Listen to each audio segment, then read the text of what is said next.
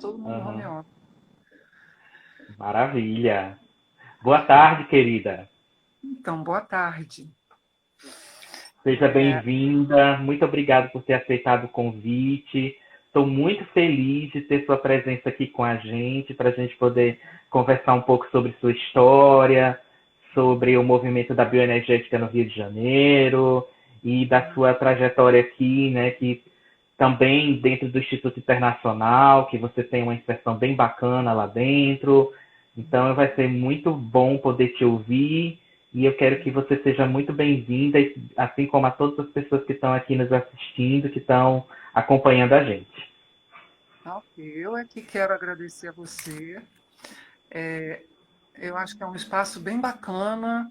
Eu já tinha feito uma live, mas a gente ainda não estava em tempo de pandemia. E agora Uhum, eu acho que em tempos de pandemia ficou mais atraente, no sentido de que eu me senti melhor ainda com o seu convite. Não que o do Jovi também não tenha sido tão importante quanto, no sentido de que a gente uhum, fez um bom trabalho, mas eu acho que é um momento de poder compartilhar dessa forma, né? E uhum, dar essa vitalidade para o nosso corpo, né? sim. Via vídeo, né? Via Uhum, live, forma de manter a nossa vitalidade, a nossa conexão sim. institucional, a nossa conexão social, né? Uhum. E eu gosto muito de você, então, quando você me convidou, eu fiquei muito feliz, viu? A recíproca é verdadeira. Que bom, que bom, que bom. Então vamos Isso. começar. Vamos começar. Você quer fazer alguma Ah. pergunta? Não, eu queria começar, Miriam, perguntando para você como foi, eu brinco aqui nas minhas lives, dizendo que eu sempre começo do começo, né? Aham, Perguntando um pouco como foi que você, na sua trajetória, despertou para esse desejo de se tornar uma psicoterapeuta e dentro aham. disso, como é que isso foi encaminhando para um encontro com a psicoterapia corporal? Olha, é, é uma história bem complexa, porque a minha Uhum, formação, o meu terceiro grau, né, foi odontologia. uhum, Eu fui dentista durante uhum, 17 anos. Eu me formei cedo, eu me formei com 21 anos e eu uhum, exerci odontologia durante muitos anos. Nos uhum, últimos anos em que eu exerci a odontologia, eu me sentia, quer dizer, acho que durante toda a minha trajetória enquanto profissional eu fazia muito bem o meu trabalho, mas eu me uhum, sentia um medíocre porque eu não conseguia escolher uma especialização. Todo mundo fazia uma especialização dentro da carreira e eu tinha uma resistência. Hoje eu sei, né, o que que é resistência. Eu tinha uma resistência a, né, ainda, e eu tinha uma resistência. Eis que minha filha começou a se tratar com um médico homeopata desde que ela nasceu, porque aí, antes de chegar na bioenergética, eu fui para o mundo alternativo, assim, eu já buscava, eu era vegetariana, eu fui para o uhum, budismo, fiz muitas trajetórias assim fora né, à margem, né, do que a gente chama de social mais convencional, e eu uhum, estava, digamos assim, me trabalhando de uma certa forma. E o médico da minha filha, o homeopata, falou: Miriam, vai abrir o curso de homeopatia para dentista. Eu fiquei numa felicidade, numa felicidade. Na época eu já estudava astrologia e eu descobri que, uhum, aliás, descobri não, que a homeopatia tratava de, de questões físicas, mas questões mentais e emocionais também, porque inclusive tinha mudado a minha filha de forma incrível, né? Com sim. um medicamento ela mudou emocionalmente falando, bem pequena. E eu me encantei e fui fazer homeopatia. E aí fiz 2 anos de formação, não é formação, é extensão em homeopatia. Uhum, Depois dei aula no instituto e tal. Aí aquilo me abriu um outro caminho, uma outra visão de mundo que eu juntei com a uhum, astrologia, porque na verdade, eu não sei para quem conhece, mas astrologia, mitologia é. E mitologia não deixa de ser a psicologia mais antiga do mundo, né? uhum, Eu estava estudando psicologia pela astrologia, porque eu estava inclusive estudando com uma psicanalista não dos Estados Unidos, da Inglaterra, né? Eu estudava os uhum, livros. dela, juntei com homeopatia, e aí meu consultório virou, era uma coisa incrível. Eu tinha um consultório, eu trabalhava no centro aqui do Rio, tinha um consultório bem grande, na verdade era um apartamento. Eu fiz uma sala odontológica toda montada, e eu tinha uma outra sala onde eu atendia um pouco de amigos pela astrologia. Quando eu comecei a atender com homeopatia, as coisas foram se transformando. Os pacientes da boca foram indo para a salinha da homeopatia junto com o mapa, e os pacientes do mapa iam se transformando em clientes odontológicos. Foi ficando uma coisa assim, até que chegou no momento em que eu não estava dando mais conta de Uhum. ficar nesses dois lugares. Nesse Uhum. ínterim, em 1993, eu comecei a fazer terapia bioenergética, porque eu já trabalhava Uhum. expressão corporal, massoterapia, fazia massagem, fazia um monte de coisa. E a minha massoterapeuta falou: Miriam, você já trabalha há tanto tempo, eu acho que está na hora de você conhecer uma coisa chamada análise bioenergética. E me indicou uma terapeuta do Rio de Janeiro de análise bioenergética. E eu fui.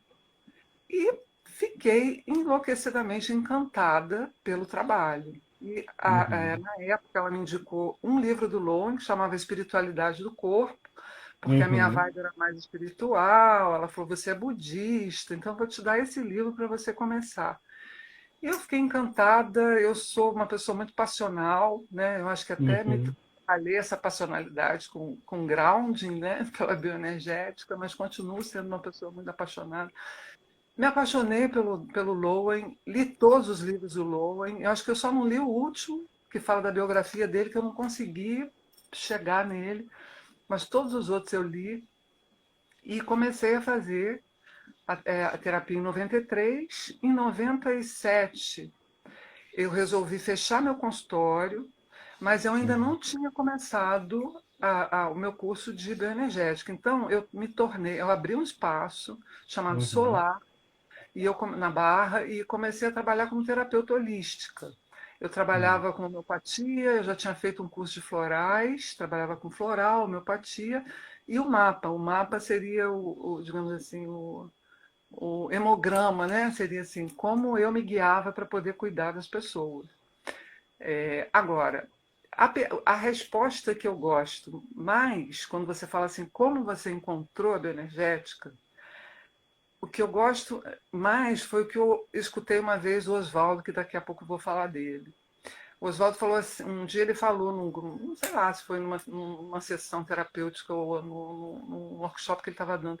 A gente nasce terapeuta e um dia descobre que é, né? Uhum. Tipo Uhum. assim, essa vocação, eu acho que é muito vocacional, né? A gente fala trabalho vocacionado, hoje em dia nem se usa tanto essa expressão na minha época se usava mais. Então acho que é um trabalho vocacionado, né? Assim, você ter essa qualidade, essa característica de poder guiar no sentido que a gente fala na bioenergética, né? Não é uma guia de poder, né? Mas Sim. assim de poder olhar para o outro, de poder estar com o outro. Então eu acho que isso sempre foi, isso é de quem vai buscar uma profissão do cuidado, né? Seja o cuidado físico, seja o cuidado fisioterapêutico, seja o cuidado psicológico, emocional, né? Então eu gosto dessa frase. Como é que eu cheguei na bioenergética?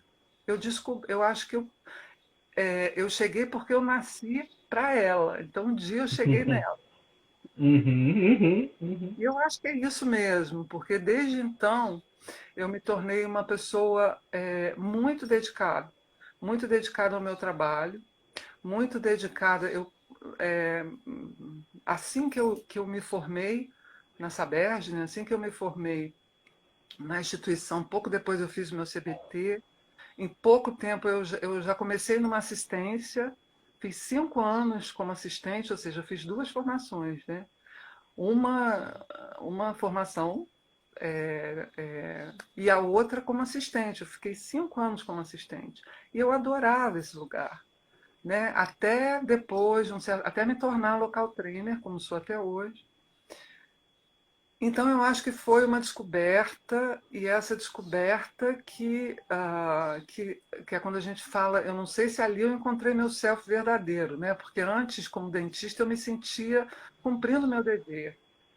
E Uhum, quando eu me formei como terapeuta, e mesmo antes de me formar, eu já tinha um consultório cheio, porque eu falei para você como é que foi essa uhum, transformação.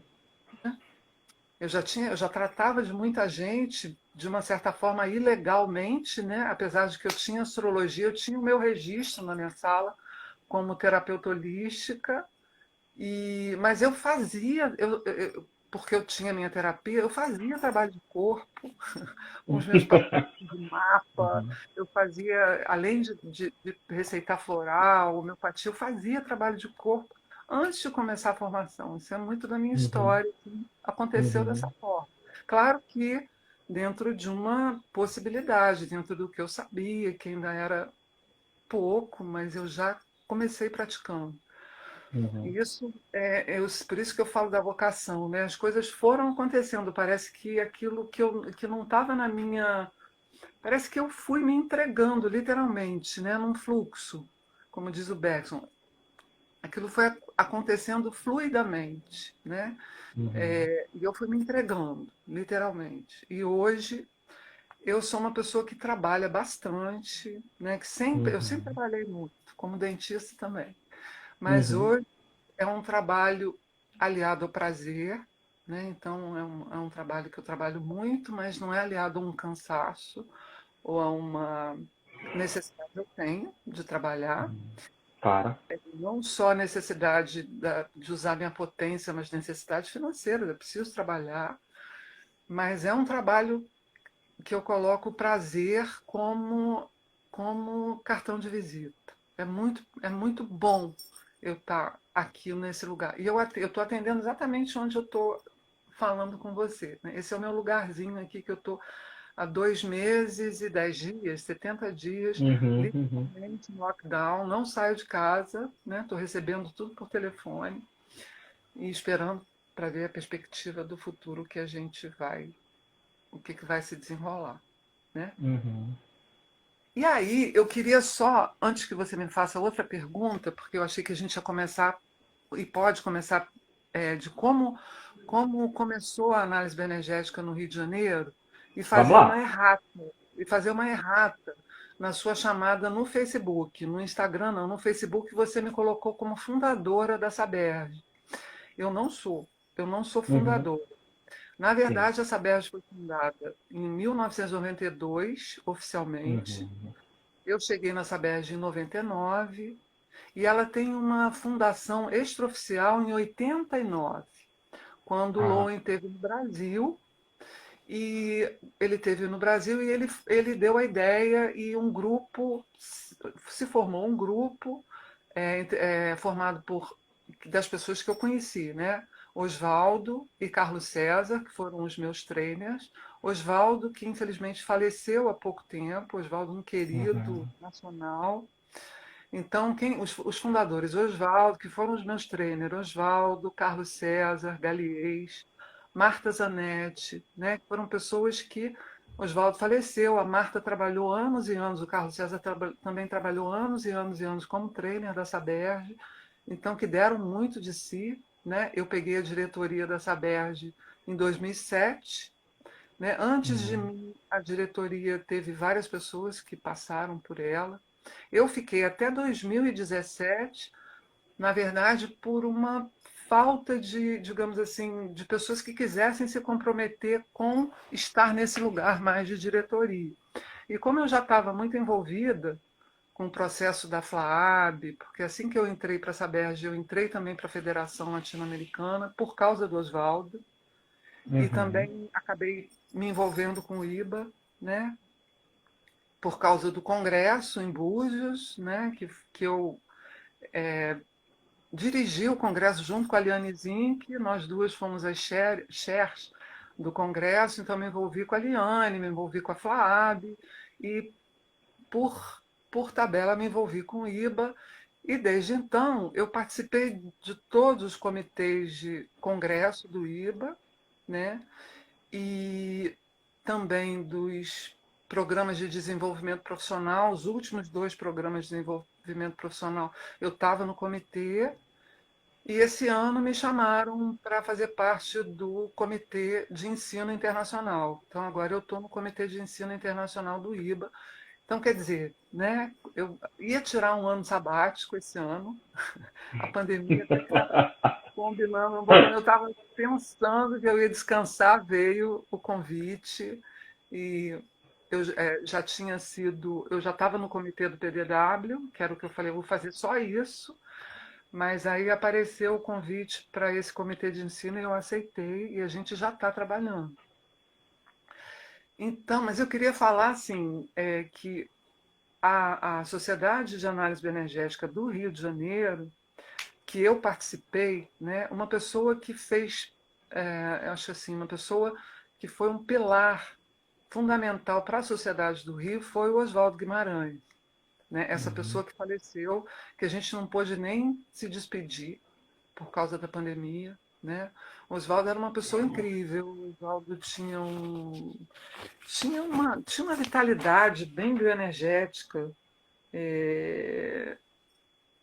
ele era uma pessoa espirituosa, além de ser um ótimo terapeuta, uma pessoa muito ligada ao social, ele batalhava muito na federação pela, pela personalização da análise bioenergética na América Latina, né, dizendo que o nosso corpo, a América Latina, tem uma história corporal que é diferente da América do Norte, que é diferente da Europa, né? Claro que elas se interdialogam, claro que elas se entrelaçam, mas que nós temos uma história corporal própria. E ele lutou muito por isso na federação, né? Depois dele, o Jaime entrou na diretoria da FLAAB, que também continuou dando a mesma ênfase, inclusive porque o Jaime e a Grace, no Libertas, eles fazem um trabalho muito voltado para essa cara latino-americana da análise bioenergética, então são pessoas também que se dedicam de corpo e alma ao trabalho. E o Oswaldo era uma pessoa assim, né? Então eu também achei essa oportunidade boa para falar dele, né? A gente fala Sim, sim. na Europa, a gente fala, né, assim, na Europa, nos Estados Unidos existem nomes famosos. No Rio de Janeiro se fala pouco. Os alunos costumam dizer, Miriam, você é a única pessoa que é referendada lá fora. Mas, na verdade, os trainers locais do Rio não se engajaram tanto na instituição internacional. A pessoa que era mais engajada era o Oswaldo, né? E eu fui Uhum. junto com ele, né? Foi ele que me iniciou, digamos assim, na política institucional, que não é fácil, né? Você sabe disso, assim, viver a política não é fácil, mas eu também já tinha uma certa experiência, porque eu sempre fui de grêmio estudantil, depois eu fui do como é que chama? Da faculdade, do qual é o nome? Não é Diretório Central dos grêmio, Estudantes. diretório. Eu sempre fui diretório da faculdade, sempre, né, fui esquerda, sempre defendi muito uma política social, né, pelo social, Uhum. e, e eu acho que isso me deu um pouco de grounding para também poder trabalhar na política, seja da federação, apesar de sempre eu me coloco, às vezes, com muita passionalidade. Então, não vou dizer para você que eu não tive alguns percalços, né, nessa colocação. Uhum. Uhum. Fala, eu sou uma pessoa que se coloca. Então, alguns percalços que eu digo assim, de confrontamento, né? Inclusive com a Oswaldo, inclusive com a FLAAB, inclusive com o IBA, né? Mas eu acho que o meu trabalho e a minha dedicação são um contraponto para essa forma intensa que eu costumo me colocar e que avalizam, né? Que dão aval para o lugar que eu ocupo, né? Para os lugares para os quais eu sou convidado, né? Eu acho que essa forma também de falar é importante, essa forma de se colocar, essa forma de levar as questões como elas devem ser levadas, né? Que é o que a gente aprende em bioenergética, a não suprimir, a não reprimir, né? Então eu acho que também a bioenergética me deu voz, né? Eu acho que antes de conhecer, antes de fazer terapia, eu era mais esquizoide, assim, mais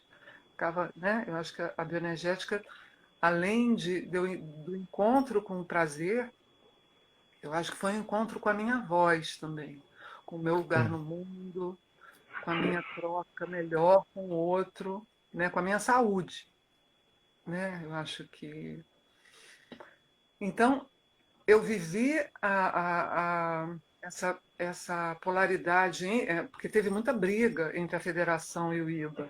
Né? Houve uma época em que o Oswaldo dirigia a federação que havia muita briga, né? Assim, pelo status da federação, né? De dar esse contorno para a face latino-americana versus o IBA.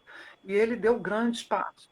Eu acho que agora, depois o Jaime continuou, agora a gente está com a Cristina, lá da Bahia, né, na direção do IBA. Eu acho que isso É. também vai fortalecer, vai nos Uhum. fortalecer enquanto América Latina. Acho que é a primeira vez que a América Latina ocupa esse lugar na diretoria, então eu acho que isso vai ser muito bacana para a gente. E eu acho que essa política entre os países subdesenvolvidos, né, que o Oswaldo sempre falava, nós somos explorados, esses trainers chegam aqui e cobram muito da gente, né, no sentido da colonização. Então, eu acho que, eu não sei se isso é uma coisa totalmente ultrapassada, mas eu acho que isso já é uma coisa bastante trabalhada. Uhum. Né? Não sei que também se tem que ser igual, não no sentido de colonização, mas no sentido de que cada região, cada continente tem a sua história, tem o seu histórico, ou de colonização ou não, e tem que lidar com ele, e tem que poder criar essas interfaces, não pode se isolar. Né? Eu acho que ter uma identidade própria enquanto região é saudável, mas não para criar um confrontamento ou uma diferenciação marcada. É bom ter diferença, é poder conviver com essa diferença e que essa diferença seja rica, traga riqueza Uhum. para a gente, né? E não limitação. Então, eu acho que isso já vem sendo trabalhado há um bom tempo.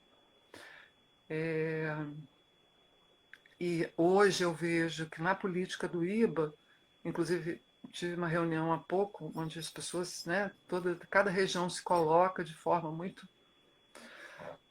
muito potente. Eu acho que as falas, inclusive por conta da pandemia, não sei, isso pode ser uma viagem minha, né? Uhum. Uhum. Eu acho que uma das, né, porque são milhares, assim, uma das facetas da pandemia, muito importante, é essa possibilidade de rever os conceitos de proximidade, distanciamento, diálogo. Né? Assim, a gente está tendo uma oportunidade, a gente perdeu o contato presencial, que é a alma, é o coração do nosso trabalho, né? Que é o trabalho corporal.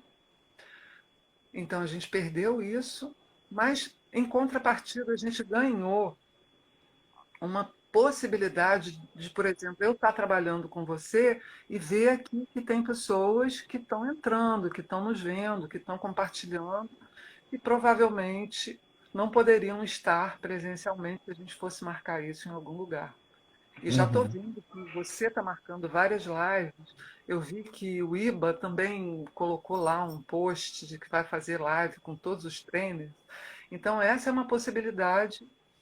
E já vi que o Gui também vai falar sobre o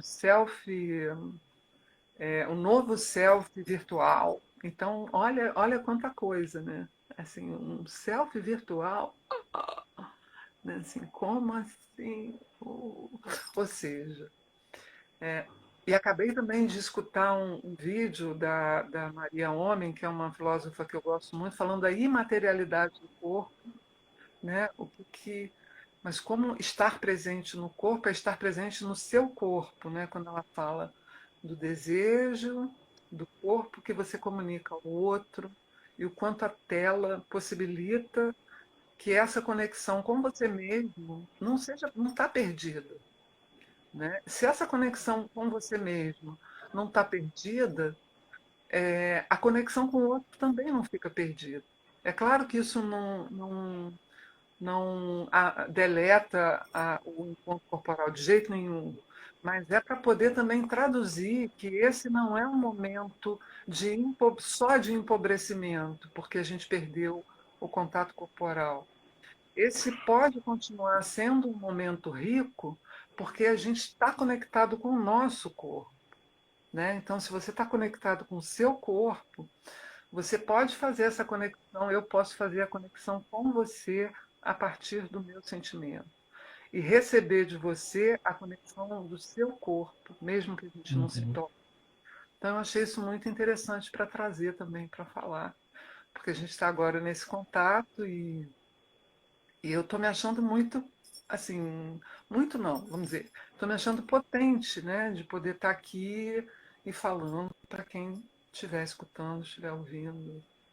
E, enfim. Uhum, uhum. Maravilha, maravilha.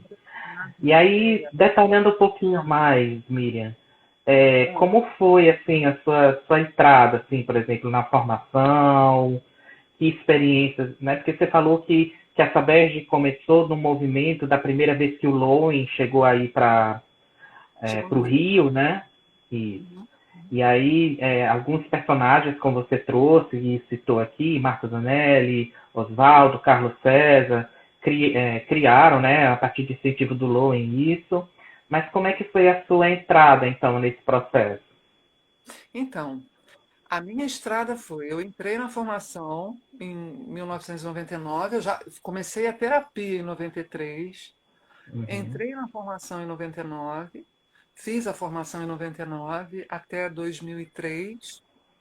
Em 2006 eu tirei o meu CBT e já uhum, era, não, e como CBT eu já comecei como assistente. O que que aconteceu de diferente entre a formação, quando eu fiz a formação, aliás, como assistente acho que ainda foi, nós tínhamos dois grupos na Saberj, né? Dois grupos de formação. Eu fui da quarta turma. E uhum, os meus professores foram o Oswaldo Guimarães e o Carlos César Galiês. A Marta acho que deu um ou dois workshops, mas eram dois professores para cada grupo. E eram grupos fechados, né? E, uhum, eu fiz do primeiro ao quinto ano, são 5 anos na Saberj, 3 anos pré-clínicos, 2 anos clínicos, até hoje assim é. Depois de um certo tempo, deixou de ser duas turmas, passou a ser grupo aberto. uhum, Acho que quando eu entrei para assistência, 5 anos, 8 anos depois que eu entrei para a Sabert, quando eu entrei para assistência ainda era grupo fechado, e eu fiz 5 anos de assistência quando o grupo se abriu. E não só o grupo se abriu, como eu acho que eu fiz duas formações de verdade. Em que sentido? Quando eu fiz a minha formação, os meus trainers internacionais, os nacionais também, eles nos formaram com a base bioenergética loweniana, né? Eu estudei toda a estrutura de caráter, eu trabalhei o corpo era trabalhado segundo toda a literatura, toda a prática, toda a construção, o construto do Lowen, né? Isso na minha uhum, formação. Quando eu fui assistente, que eu fiquei durante os 5 anos, já se já tinha já era o movimento relacionado com a teoria do apego, né? De começar a trabalhar o corpo com as questões pré-verbais, que o Lowen não uhum, enfatizou tanto, apesar dele falar no caráter você está falando disso, você está falando do esquizoide, do oral, você está falando de estrutura pré-verbal, mas ele não deu essa nomenclatura com uma ênfase tão clara. Então, eu acho que quando eu fui assistente, que o Gui, foi o Gui Tonella, né, que veio para o Brasil continuar a formação. Ele ainda é o nosso trainer internacional. Então, o Gui, através do Gui, eu pude conhecer o que a gente chama hoje de terapia somatorrelacional, ou seja, né, menos tão corporal, tão catártica, tão voltada para uma técnica mais enfática e voltada para o vínculo, né? Voltada para o vínculo, voltada para as questões sensoriais, voltada para as questões pré-verbais, apesar de que, em momento algum, presta atenção, em momento algum eu acho que elas se excluam. Sim. Em momento algum eu acho que elas se excluam. Eu acho que, pelo contrário, elas se complementam de uma forma riquíssima. Eu acho que eu sou suspeita para falar nós, né? Estamos aqui, quem está escutando, nós somos da área, né? Se estivéssemos falando para pessoas de fora, não sei se tem pessoas de fora assistindo, ou seja, de outras áreas, mas eu acho que a nossa ferramenta da análise bioenergética é uma ferramenta fortíssima, muito poderosa, muito potente no seu conteúdo, não só do trabalho corporal, mas da forma como a gente se coloca enquanto terapeuta, né? Enquanto escuta terapêutica, enquanto, enquanto transferência, porque o vínculo não deixa de ser uma forma de transferência mais elaborada, né? Só que a gente Uhum. mudou o termo transferência e começou a usar o termo vínculo de uma forma mais encorpada, né? Olhando para esse viés relacional, olhando para esse viés do quanto a relação é muito mais importante do que a técnica em si, né? A técnica ela é validada pelo vínculo que você cria com o seu paciente, senão ela é inócua. Então, eu acho que a minha trajetória ela foi se transformando junto com a história da Saberge, assim, no meu trabalho, na minha formação, na minha forma de. Porque quando eu comecei a dar aula, quando eu me tornei local trainer, eu dou aula teórica também.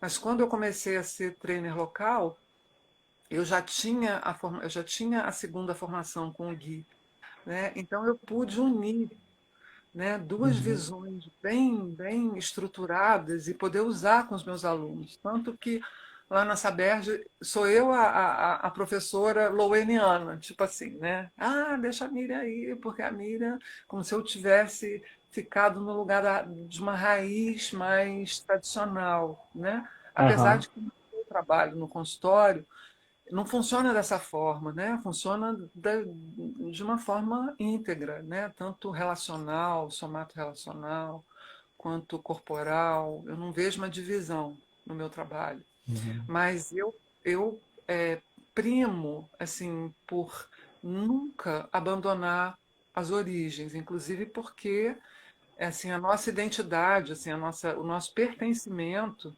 fala das nossas origens e o Lowen é a nossa origem, apesar de o Lowen é neto do Freud, né? Assim, acho que a gente de ancestralidade bem lá atrás, né? A gente é neto do Freud, não, bisneto do Freud, não, neto do Freud, É. sobrinho, primo do Reich, né? O sobrinho e filho do Lowen. Então, assim, são as nossas raízes. Né? Então, eu acho que você não pode abandoná-las, nem freudianamente falando, nem reichianamente falando, nem lowenianamente falando. Por mais que a gente esteja num momento mais relacional, mais somato-relacional, eu acho que todas essas instâncias elas se corroboram, elas se entrelaçam, elas se fortificam e se complementam. Né? Então, eu acho que a minha trajetória foi muito rica nesse sentido, em relação à formação. Quanto à minha trajetória institucional, eu convivo com pessoas relacionadas ao IBA, porque o que acontece? Quando os trainers internacionais vêm para o Rio, eles, por algum, não sei, eu acho que eu fiz esse vínculo desde sempre, eu acho que eu tenho essa abertura, né? Tanto a Diana, quanto a Vita, quanto a Nath de Israel. As pessoas que vieram para o Rio ficaram na minha casa. Eu acho que eu acabei me tornando amiga delas. Acabei me tornando amiga da Diana, acabei me tornando amiga da Vita. Eu já fui para a Alemanha fazer curso na casa da Vita e do Jorg, com o Bennett Shapiro, que é um canadense que já está bem idoso, mas ele é fantástico. Eu fiz grupo com o Hugo Steinman, que é bem das antigas também, ele estava no nosso grupo, a gente já fez grupo de imersão, né, na Europa, então eu participei desses grupos com pessoas do mundo inteiro e sempre recebi na minha casa pessoas não do mundo inteiro, mas pessoas de diversos lugares do mundo. Então, acho que isso também me deu uma proximidade de pessoa a pessoa, né? Assim, de Sim. conhecer tanto institucionalmente quanto pessoalmente essas figuras imponentes que a gente tem Uhum. no nosso histórico, na nossa.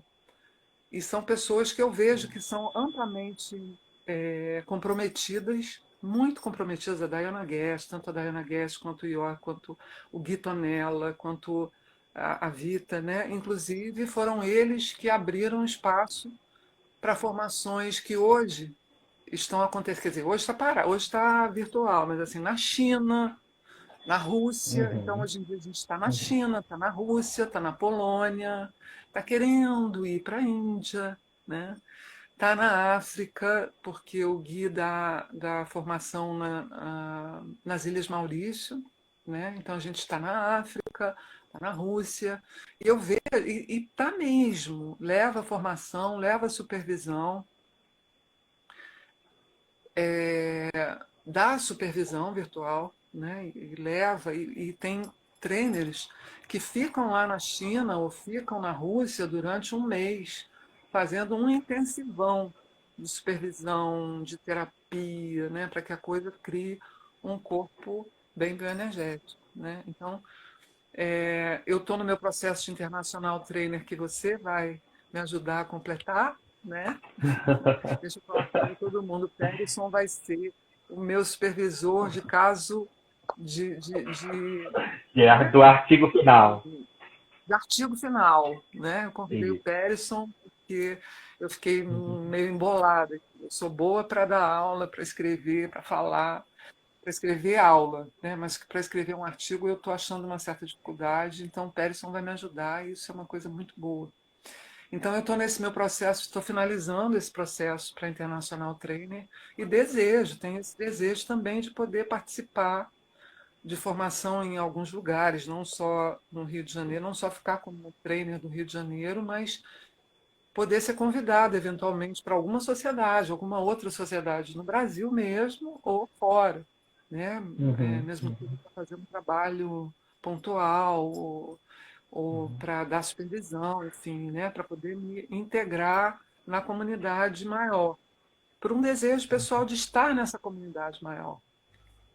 E isso, eu acho que também tem uma coisa que me leva para a minha história pessoal, Perisson. Uhum.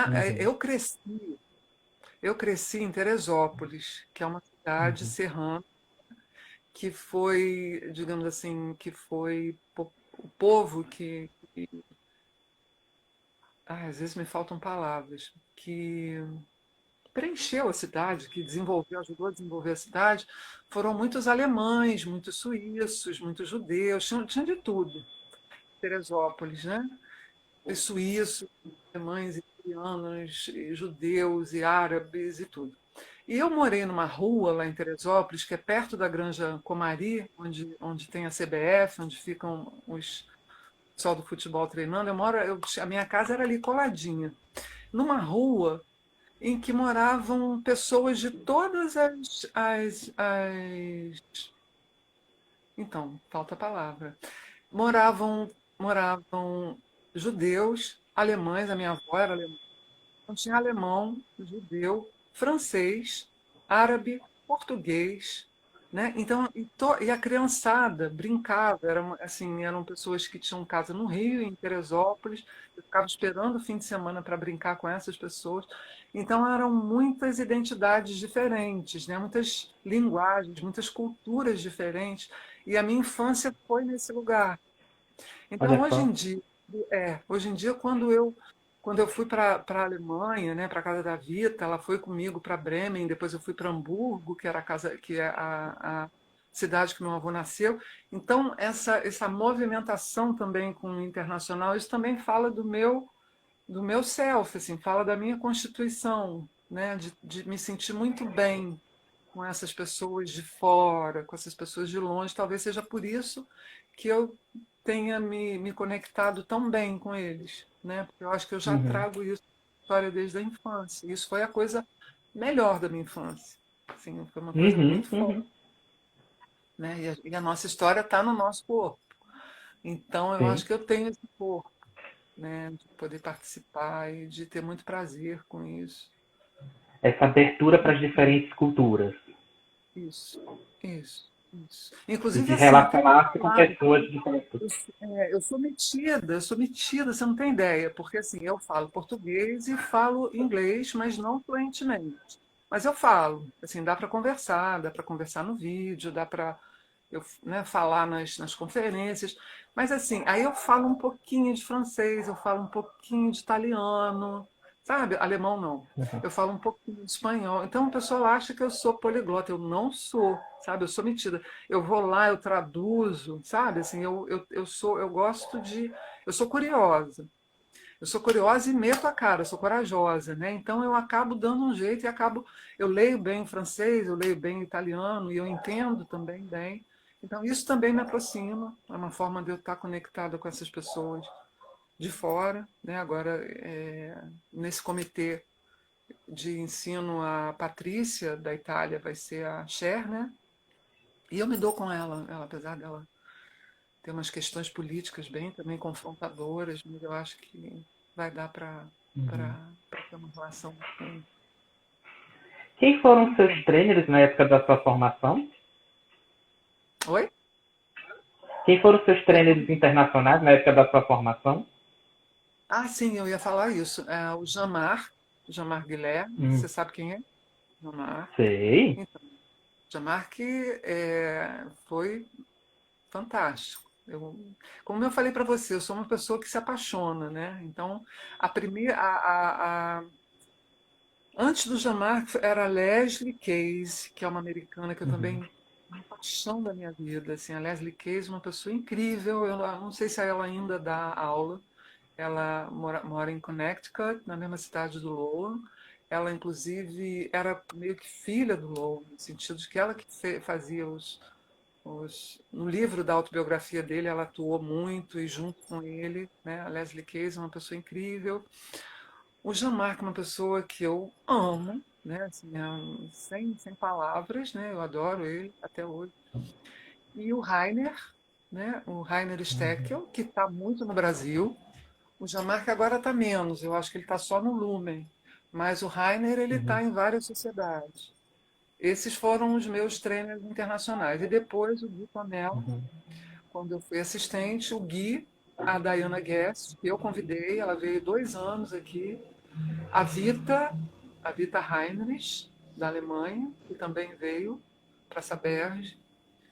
E agora, no ano passado, me parece que só. Nos últimos anos, depois que eu saí, 2017 eu saí. 2018, 2019, eu acho que agora em 2020 já veio o Gui, né? Que é uhum, o trainer internacional da Saberge. É isso. É uhum, isso. uhum. Se tiver esquecido alguém que me desculpe, mas eu acho que foi isso, sim. Sim, sim, sim. É. Você já falou um pouco, né? Mas como é que para você foi esse desenvolvimento assim da bioenergética? Como é que você sentiu isso na sua, né? Você falou que você teve um começo que foi mais loweniano, mais tradicional, depois você passou para o Gui. Como é que você vê, por exemplo, esse movimento da bioenergética hoje? Você fala no sentido da formação, de Né? como, No por exemplo. sentido da postura terapêutica enquanto abordagem, né? Como é que você Então, percebe? então, Uhum, eu posso começar falando da própria formação, né? Assim, a uhum, formação que eu vejo hoje sendo dada e que eu também participo, né? Do quanto a teoria do apego e as suas derivações, os seus desdobramentos, aliás, a teoria do apego e a neurociência. Vamos falar da neurociência também, que eu estava esquecendo aqui, né? Então, assim, os textos de neurociência, os textos de teoria, não só a teoria do apego, mas as teorias do afeto, né? Do, de autores relacionado. relacionados, exatamente. Não só o Bowlby, mas o Winnicott, o Stern, a também a Melanie Klein, que foi começou essa confusão toda, né? Quando ela, né, fica, né, ela é psicanalista, mas ela coloca uma psicanálise totalmente diferente. Quando ela fala da posição esquizoparanoide, ela muda, né? É um paradigma que muda. Eu vejo esse paradigma da Melanie Klein meio que acontecendo com a gente quando começa a usar a teoria do vínculo, sabe? Assim, você muda o ângulo de percepção, não que o corpo, não que os exercícios que o Lowen desenvolveu, toda a estrutura teórica que o Lowen desenvolveu percam o sentido, não é isso. Só que você lança um outro olhar, você lança uma outra abordagem para esse conteúdo a partir de novas conexões. A gente fala também que o corpo é conexão, o conhecimento também é um corpo de conexão, o conhecimento Uhum. também é um corpo. E o conhecimento também precisa fazer conexões para ele enriquecer. Você não pode ficar com o corpo parado, porque senão seu corpo fica entrevado, né? Eu acho que o seu corpo de conhecimento também precisa dialogar com outros conhecimentos para não ficar entravado. Então, acho que o corpo da bioenergética começou a dialogar não só com o Bowlby, mas também com a, com a neurociência, né, que trouxe. A neurociência eu não acho que tenha exatamente transformado a forma de trabalhar. Eu acho que ela só fundamenta um novo tipo de trabalho, sabe? Eu acho que Uhum.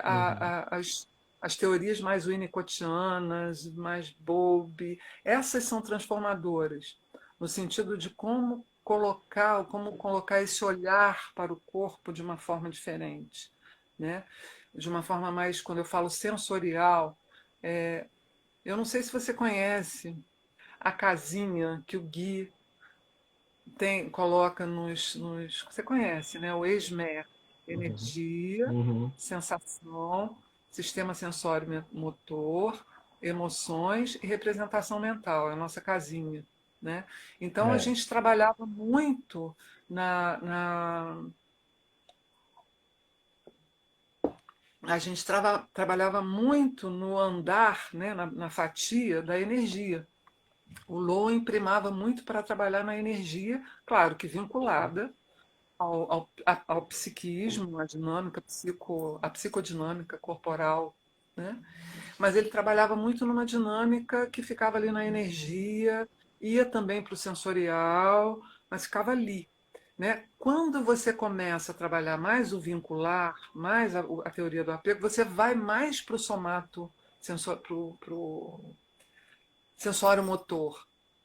Você vai mais para o sensório motor do que ficar exatamente na energia. Agora você está com vitalidade, olha como você está com grounding, olha como você está vermelho, olha como você ficou potente. Não, né? Isso é básico, isso é a base, isso é a base.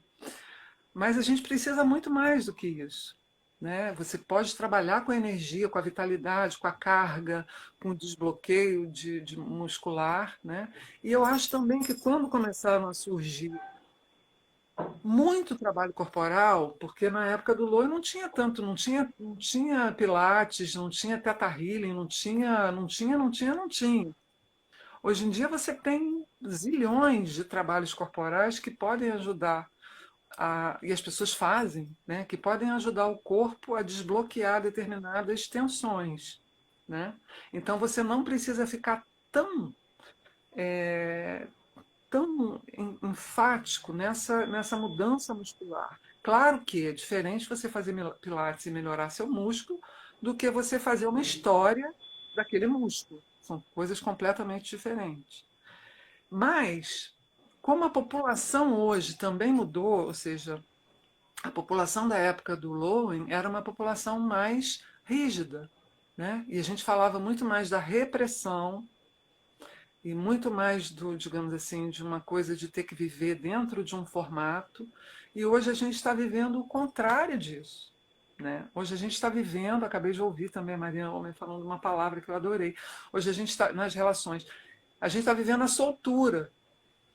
Né? Então, como é que era trabalhar um corpo de tensão presa no músculo, né? Que o Lowen tinha que usar tool, tinha que usar raquete, tinha que usar tudo para que o músculo começasse a distensionar, para você poder sentir alguma coisa, né, na época. E hoje os corpos estão soltos, né? Assim, nessa geração que eu costumo atender, a geração entre 21, 22 anos até os 35, 40 anos, digamos, que é a época que a gente considera, né, de um potencial energético mais aplicado ao trabalho, mais aplicado às relações, todo mundo se relacionando, todo mundo buscando trabalho, não sei o quê, não sei o quê. E eu vejo pessoas completamente sem referência desse não é assim, antigamente assim, essa coisa de tirar as couraças, né? Era da época do loiro. Hoje em dia eu falo assim, hoje a gente não está numa época de tirar a couraça, hoje a gente está numa época de colocar envelope, né? Porque as pessoas muito mais estão perdendo as referências e precisando de envelope corporal do que de distensionar tensões. Isso eu estou falando dessa população jovem que eu atendo, mais jovem. Sim. Né? Para os mais Que é velhos, não. exatamente que é exatamente o tema do seu artigo, né, Miriam? Que é exatamente o que você falou? O tema do seu artigo. Se Deus quiser. Se Deus quiser, será. É que eu Né? roendo, ralando o coco, que é o tema do meu artigo. Exatamente. Poder É, que você falar, está querendo explicar trabalhar para justamente desses novos corpos. eu tenho que falar, assim, porque assim, de falar, né, do que eu estou falando aqui, quem estiver me ouvindo vai ver no artigo, assim, de falar de envelope, né, de falar assim do quanto a gente está vivendo, ou de envelope, ou assim do próprio, assim como eu estou falando de um grounding, e eu quero ver esse curso, vai ser um curso do guia, do self virtual, né? Eu quero, porque também existe o envelope que você precisa para esses corpos que estão muito soltos, esses corpos que estão muito errantes, né? Não é mais uma coisa de distensionar músculo, mas de dar contenção, mas também de entender que a gente já sofreu uma mudança neuronal, que não adianta pedir a esse corpo uma eficiência, digamos assim, a potência mudou de qualidade. Entende? A nossa potência mudou de qualidade, mudou de característica. O nosso desejo, a nossa forma, o nosso desejo nos relacionamentos, o nosso desejo de espaço, o nosso desejo de nos aprumarmos na sociedade está mudando muito, né? Seja por necessidade da globalização, seja por necessidade pessoal, seja por falta de estrutura, porque as estruturas familiares também estão se desmilinguindo, né? Estão se desconstruindo, seja por esses novos desejos, esses novos corpos que estão se expressando. Então, acho que isso está mudando muito. Então, essa visão corporal precisa acompanhar, não só pelas técnicas nem pelos exercícios, mas pela compreensão, né? De que a gente está lidando com corpos com uma soltura, que pode chegar ao abandono, que pode chegar ao desamparo, que pode chegar à errância. Né? A psicanálise fala de corpos errantes, nomeia corpos errantes, que eu quero usar no meu artigo também, mas trazendo uma linguagem mais energética, falando da teoria do apego. Mas falando que as teorias do apego para cá, junto com a neurociência, vão ajudar cada vez mais a gente a poder acessar esses corpos, né? Não exatamente para resgatar um grounding antigo, né? Resgatar aquele grounding de enraizamento, mas às vezes de ter que lidar com raízes aéreas. Eu não sei, eu estou falando isso agora, saiu esse nome aqui agora, veio essa expressão nesse momento. Né?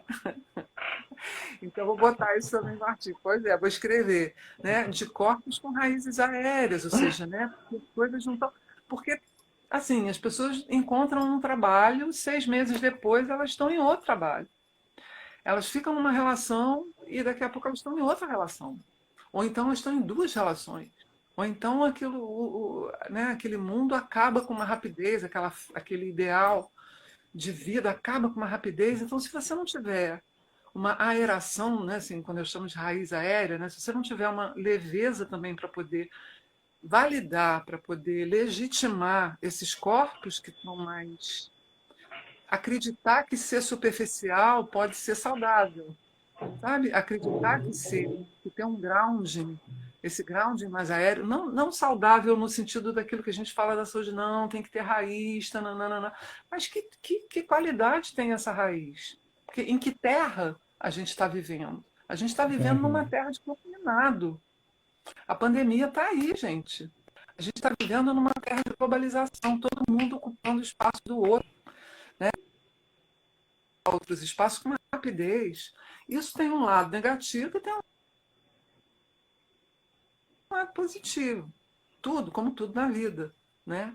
Então, como é que é olhar para isso e olhar e validar isso no seu lado saudável, né? De que você está lidando com outro tipo de grounding, né? Com outro corpo, com outro movimento, corpo no sentido de movimento, movimento emocional, movimento do desejo. O que eu desejo? Antigamente, o que que se desejava? Uma família, filhos, cachorro, campo, e acho. Hoje em dia, não. Essa galera que está batalhando aí para trabalhar não quer isso. Muita gente não quer casamento, muita gente quer morar junto com amigos, muita gente não quer carro novo, não quer casa. O desejo não é mais ter uma família, dois filhos. Para algumas pessoas, sim, mas para muitas pessoas não. E muitas que se casam estão se descasando muito rápido, né? Então, estão criando outras estruturas afetivas, né? Então, os afetos não conjugais, os afetos não eróticos, né, no sentido não sexuais, eles também estão crescendo, né? Você precisa hoje em dia de uma rede de amigos e de uma rede que possa te dar suporte muito maior do que antes, quando você casava, tinha seus filhos e a sua vida quase que se resumia a trabalhar, voltar para casa, cuidar do marido, dos filhos e ponto, acabou. Para essa nova geração, isso não faz mais sentido, né? As pessoas estão procurando outro tipo de inserção no mundo, inclusive por causa digamos assim, da oferta que o mundo tá trazendo, né? Que é uma Uhum. oferta que tem muito mais competitividade, muito mais gente disputando o mesmo lugar, que esse corpo tem que ter jogo de cintura para poder se inserir e ter um lugar no mundo, que está Miriam, difícil. a live vai acabar, eu vou encerrar aqui para a gente continuar, para a gente concluir daqui a pouco, tá bom? Fiquem aí, pessoal. Miriam, olha, tantas mensagens assim do pessoal falando assim como Ai, faz sentido essa sua reflexão, né, sobre a questão das raízes aéreas, né, e ah, dos corpos, né, na contemporaneidade, vivenciando esse momento. Então, assim, o pessoal está excitadíssimo aqui com essa ótimo, discussão que você está que bom, trazendo, que bom, que bom, que bom. Falar como né? se fala, gratidão. Não é do meu tempo essa expressão, mas é uma expressão moderna. Gratidão. E aí você estava falando que hoje você tem um novo tipo de pessoa que não procura mais essa questão dessa estabilidade, tanto dos relacionamentos como do trabalho. É interessante porque algumas pessoas chegam é, relatando essa falta ou relatando uma total falta de referência. Sem Uhum, referência. Sem referência de relação. Eu atendo, a gente vai falar, eu quero apresentar, né, no artigo, nos estudos de caso. Então, assim, pessoas que foram fazer concurso e só trabalham. Pessoas que vieram do interior para o Rio de Janeiro e geralmente, e muitas pessoas chegam para mim, e teve uma época que parece que foi uma leva, parece que abriram a porta daquele tipo específico, mais específico, de pessoas que já chegavam no consultório medicadas para síndrome do pânico.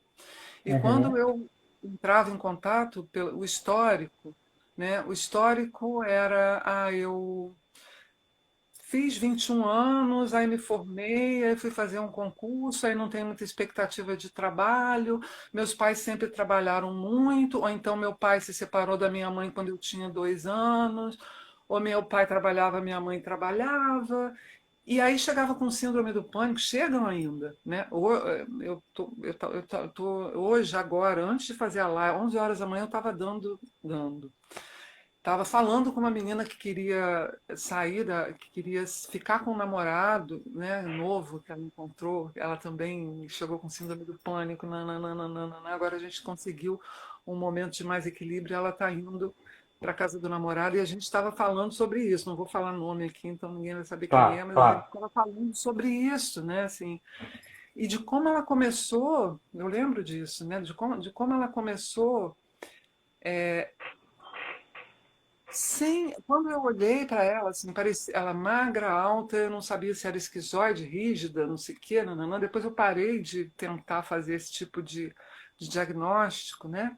E o que me chamou a atenção nela, assim como já havia começado a me chamar a atenção em muitas pessoas, né? De falar de si sem um referencial emocional conectado com a própria necessidade. Você vai falar, ah, Miriam, mas isso o Lon já falou, isso é sabido. Sim, mas essa falta uma falta total de referência e uma falta de. Ela tem 32 anos, ela nunca namorou. Bonita, muito bonita. Duas médicas, uma de olhos azuis, uma quase Ana Paula Rose, uma outra loura também, que não namoravam, que davam só plantão. Uma que perdeu o pai aos 2 anos, outra cujos pais trabalhavam demais, assim. Aí não sei, no meu trabalho eu fico a ansiedade, né? Eu não sei, eu não, e todas muito bonitinhas, né? Muito, muito doces, assim, mal abrindo o bico, com uma capacidade muito pobre de simbolização. E todas elas morando no Rio de Janeiro, com cultura, fizeram mestrado, fizeram residência, fizeram não sei o quê, uma passou no concurso, é juíza, não sei, com uma pobreza de simbolização e um corpo digamos, que não era um corpo tensionado, né? Mas um corpo com falta de envelope mesmo, aquela coisa que senta na cadeira e parece que você está vendo um objeto, né? Assim, um corpo, mas não um corpo objetificado pelo sexo, diferente de um tempo atrás, né? Em que o corpo, que também até hoje continua mais objetificado pelo sexo, mas eu acho que existe uma outra galera agora. É um corpo objetificado pelo que no outro livro que eu quero falar também com você, que a gente vai botar no artigo, que eu não sei dizer o nome dele, daquele coreano que falou da sociedade do cansaço, Uhum, né? É um corpo da sociedade que está cansado de desempenhar um uhum, papel, mas que porque o Lowen, quando ele fala da esquizoidia, ele fala assim: ah, um artista chega no meu consultório, ele é artista, ele é famoso, mas ele chega lá e fala que eu não sei quem sou. Então o Lowen coloca isso na esquizoidia. Só que essa pessoa que chega no consultório cansada, exausta, que eu chamo essa pessoa da sociedade do desempenho, ela não é que ela não sabe ela é uma artista e ela não sabe quem ela é. Não, ela não sabe nem por que ela chegou onde ela está. Ela uhum, é uhum. médica, mas ela não queria. Ela é advogada, mas ela não queria ser. Exato. Então, por isso que é um pré-verbal, por isso que é um pré, né, no sentido dessas referências que antigamente eram dadas, sim, pela família e sim, os filhos aceitavam. A estrutura era composta por uma hierarquia que funcionava, né? Pai, mãe trabalhando, a mãe em casa, os filhos indo para o colégio, para a faculdade, todo mundo ficava feliz, casava, tinha filho também. Isso ia num rodízio que ia se perpetuando e estava tudo certo. Essa sociedade funcionava desse jeito. Até que chegou um momento em que essa sociedade passou a não funcionar mais dessa forma. Por quê? Os pais começaram a se separar, mal casavam, mal se casa, se separa, né? Que é uma geração dos anos 80, que agora estão com 20, 30 anos, anos 80, anos 90, né? Começaram a se separar, depois dos anos 70, 80, os casais casam e separam.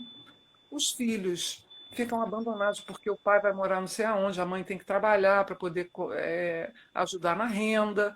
Então essas crianças vão para o colégio cedo e o colégio tem que dar conta de uma coisa que não é do colégio.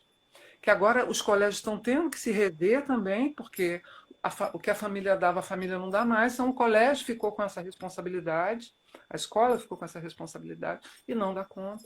Então eu acho que essa referência ela foi se criando, não a toque de caixa, mas assim, as pessoas tiveram que começar a experimentar, a ter uma vida do adolescente, né? A época da experimentação é na adolescência. Então, eu acho que essas mini crianças ficaram precoces, né? Puxaram a adolescência para a infância, no sentido de já ter que experimentar o certo e o errado por elas mesmas. Porque não tinha papai e mamãe, não tinha uma hierarquia, não tem, né? Uma hierarquia construída, uma estrutura segura, né? Para que você possa ter o grounding necessário para pensar na sua carreira, para você ter relacionamentos que você possa fazer escolhas, né? Assim, porque não é uma coisa assim, a família ficou aberta, a família agora deixa tudo. Não é deixar tudo, é não ter tempo para. É bem Uhum. diferente de deixar tudo. Ah, Exato. meu pai deixa tudo. Seu pai deixa tudo porque ele trabalha o dia inteiro. Minha mãe deixa tudo. Ela é maravilhosa. Ela é professora da escola, não sei o quê. Nananana. Tá, isso é maravilhoso. Agora, em relação à sua necessidade, o que que isso significa? Significa que você está muito sozinha, né? Então, são pessoas de uma solidão extrema e de uma Uhum. Uhum. solidão não nomeada. Uma solidão não Uhum. nomeada. Elas não sabem o quanto elas estão sozinhas. Por isso vem a síndrome do pânico, Sim. vem a ansiedade, porque é uma solidão que não está nomeada. É como se fosse natural. É Sim. natural ficar sozinho. Não é uma Uhum. construção que a gente trabalha a solidão. O estar consigo é diferente dessa solidão que não tem ninguém, nem você. Sim. Né? O estar Sim. Sim. consigo é outra coisa. Quando não tem ninguém, nem você, é outra história. E não é a esquizoidia clássica, né? Uhum. Assim, daquela criança que o esquizoide que explode, ou então que fica deprimido, que fica melancólico, que fica muito tímido, ou que vira um cientista, ou que fica muito criativo. Não é isso. Não é isso. Não é essa esquizoidia. É uma falta de forma, uma falta de simbolização. Não é assim, não dá nem para ser artista, não dá nem para, né, o esquizoide, porque é uma falta de referência dos Sim. pais, né? Uma falta de referência geracional que está criando esses corpos errantes, né? Que eu chamo de Sim. errantes, com as raízes Sim. aéreas. Então, eu acho que na nossa clínica, nós, enquanto terapeutas, a gente também tem que adaptar as nossas lentes, né? Para não querer resgatar corpos que mudaram com a ótica antiga, com uma ótica Isso. antiga, de que o certo, o grounded, o correto nas relações é assim, o assado. Não, a gente está tendo que mudar a lente o tempo todo.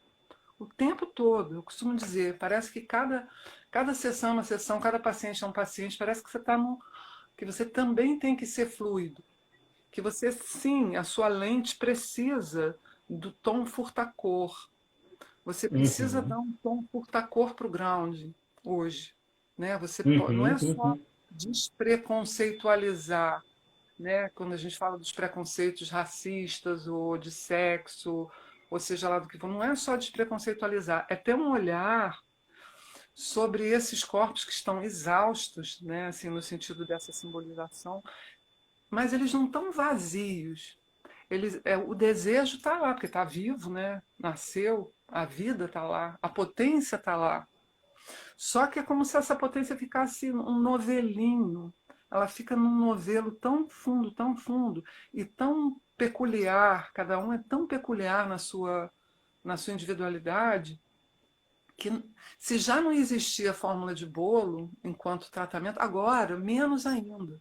Agora não é só a fórmula que mudou, os ingredientes também mudaram, né? O conteúdo do desejo também mudou, né?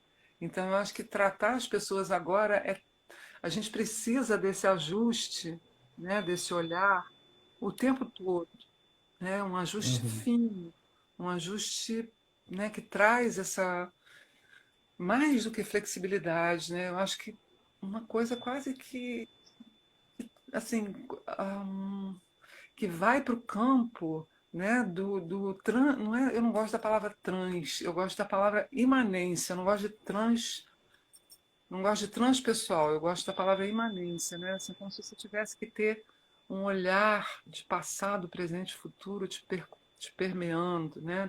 Assim, o passado vindo, mas você podendo soltar, que nem na meditação, né? O futuro chegando, mas você também podendo soltar e lidar com formas mais menos conformadas, menos rígidas, as formas que vão se apresentando no pensamento dessas pessoas, no sentimento dessas pessoas, que não sabe se casam ou se mudam para a Iugoslávia ou se vão. Não sabem, Uhum. literalmente não sabem.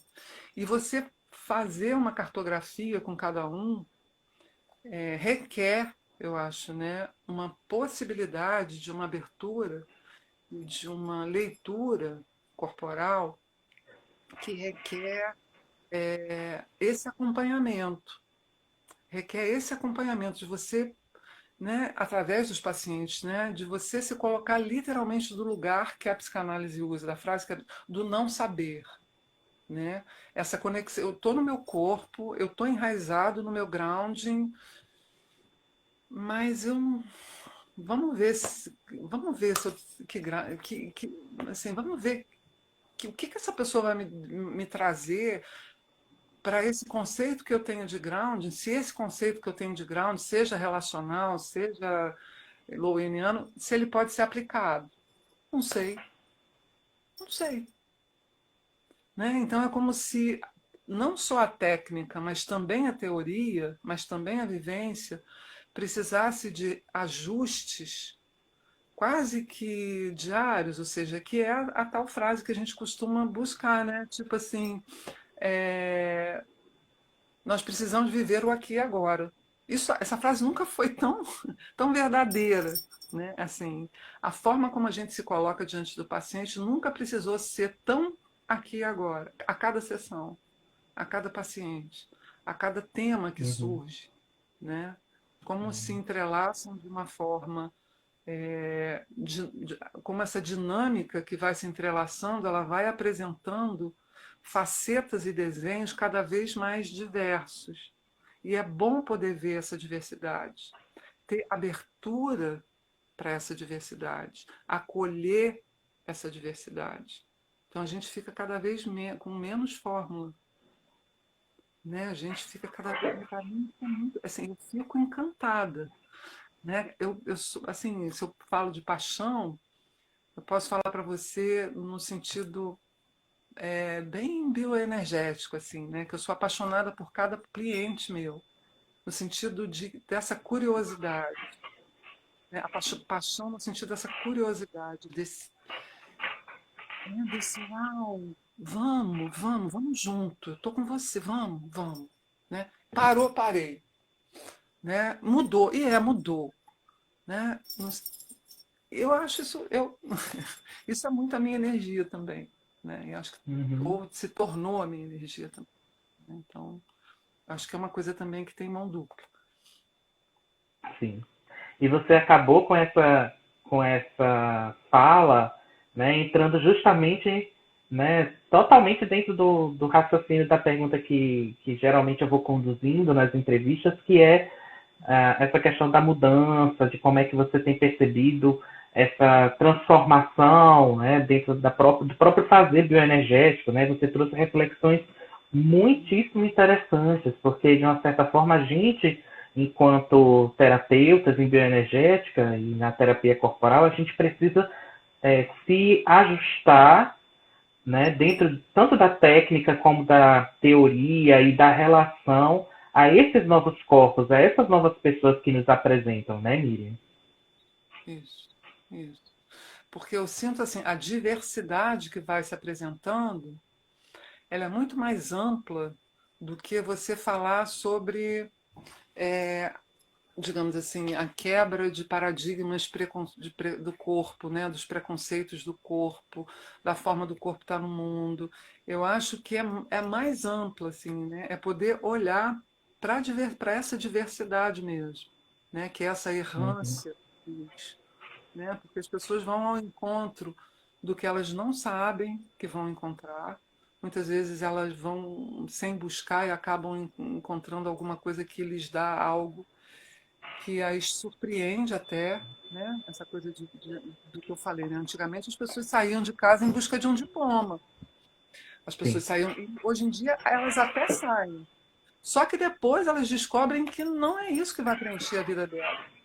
exato. Isso já é, né? Até que o mundo está muito rápido, Uhum. né? Então é um desejo de fazer muitas coisas ao mesmo tempo, ou então de não se sentir apto em fazer nada, ou de ter uma visão de si mesmo que é absolutamente abstrata no sentido da simbolização, né? Uhum. Tão distorcida, ou então já comprometida, né? Porque Uhum. existe o transtorno do, como que é? O transtorno de TDAH. De Esses déficit nomes da têm atenção. transtorno de atenção, isso. Quando você fala de atenção, né, a falta de atenção, a atenção ela é criada, ela é gerada pela referência.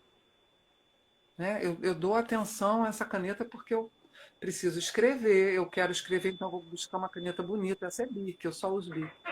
Então eu vou buscar uma caneta bonita, ou então uma caneta funcional, como a que eu desejo. Então eu tenho desejo porque eu quero escrever tal coisa, eu sei o que eu quero, então eu tenho toda uma visualização do meu desejo, né? Quando você fala dessa diversificação, é como se falasse assim, então,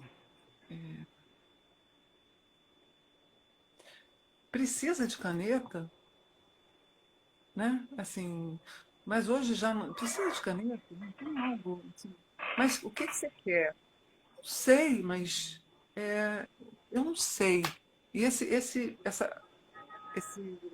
amontoado de não seis é o que gera essa ansiedade, né? Uhum. É o que Uhum. gera essa, digamos assim, essa perda de referência. Eu perdi agora a primeira frase que eu falei e me dei uma perdidinha agora aqui no que eu ia falar quando eu falei da caneta. Mas a gente continua. Perdi um pouco. Você, a gente está se encaminhando aí para a conclusão, né, da nossa entrevista. Ok. De uma certa forma, você já foi tangenciando um pouco isso. Como é que tem sido sua experiência com atendimentos, né, pensando até mesmo nesses novos corpos, dessa flexibilidade terapêutica? Como é que tem sido sua experiência nesse tempo de pandemia e com atendimento online? Uma coisa foi muito boa. Todos os meus pacientes que eu atendia no consultório vieram, nenhum se recusou a atendimento online. No início, eu já fazia atendimentos online também fora, assim, de pacientes que não eram do consultório, não são do consultório, né? Tem pacientes já há muito tempo que eu fazia online, mas pacientes que já haviam sido meus pacientes há muito tempo e que hoje em dia uma mora na Austrália, outra mora em Londres, outra está no sul da Alemanha. Então, assim, mas eu já tratei delas antes. Então, fica uma coisa que a gente já tem um vínculo, não é tão difícil. Eu posso falar da linguagem corporal de uma forma própria. Assim como dos pacientes que eu trato no consultório. Quando eu venho para o virtual, a gente tem uma intimidade para falar dos temas corporais, né?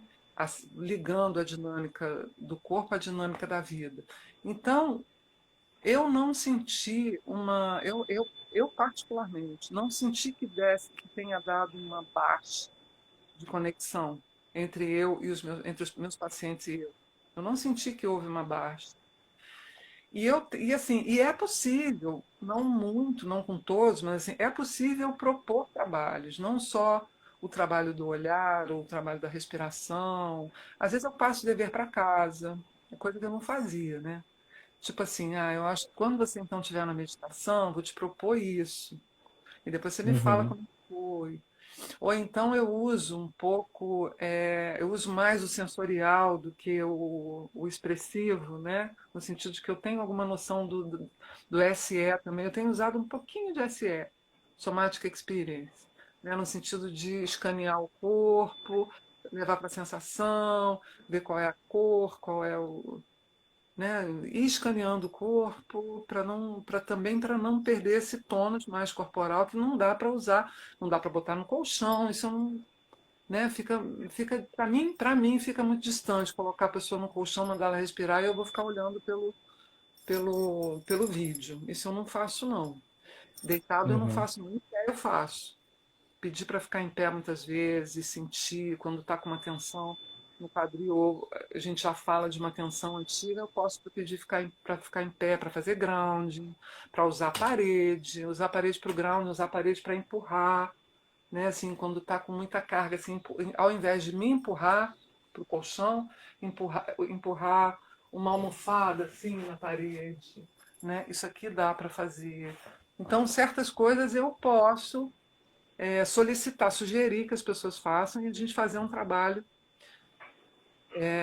corporal, mas menos, né? Eu assim, vou ser bem sincera, muito menos trabalho do que no consultório, com certeza. Uhum. Mas com isso que eu falei para você, que eu quero ver o que o Gui vai falar sobre grounding Selfie virtual. virtual. Porque Uhum. eu senti que a gente não perdeu esse ground. Já estamos há 2 meses, né? Ou seja, mais de 2 meses e meio. Já fiz bem umas 10 sessões com essas pessoas, né? E, assim, a gente está batendo a mesma bola, tá, né? O tono está ali presente, né? Na palavra, no trabalho, no contato, na troca. Então, eu acho que é possível. Sim. Né? Eu acho, porque eu já fazia também antes, é o que eu te falei, né? É possível atendimento virtual. E eu acho que eu sinto uma falta enorme de estar no consultório. Eu sinto uma falta enorme, você não tem ideia, eu tenho uma falta enorme. E os pacientes sentem também, eles me falam. Mas isso não é antagônico, assim, isso não exclui que seja bom aqui também. Uhum.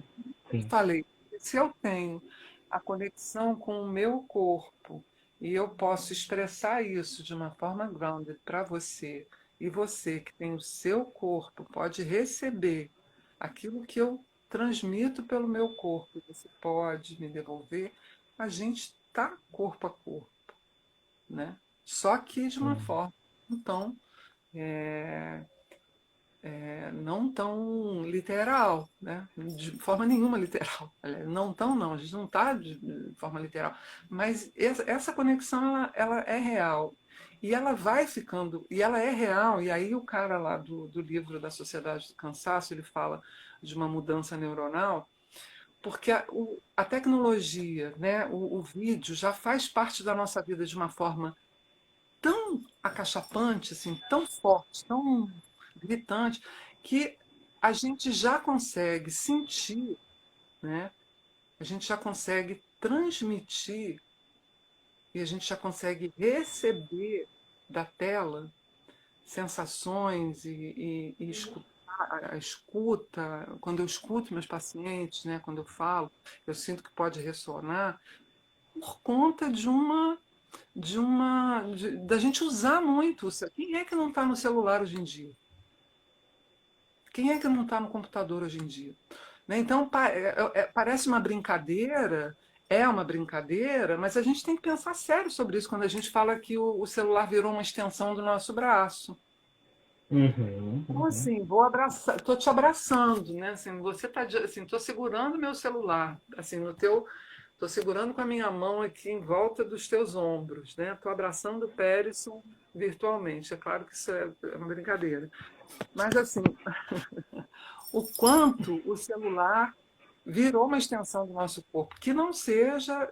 Eu tô doida que essa pandemia passe, quer dizer, doida que passe. Vamos esperar o tempo que tiver que ser, mas eu sinto muito falta do contato corporal.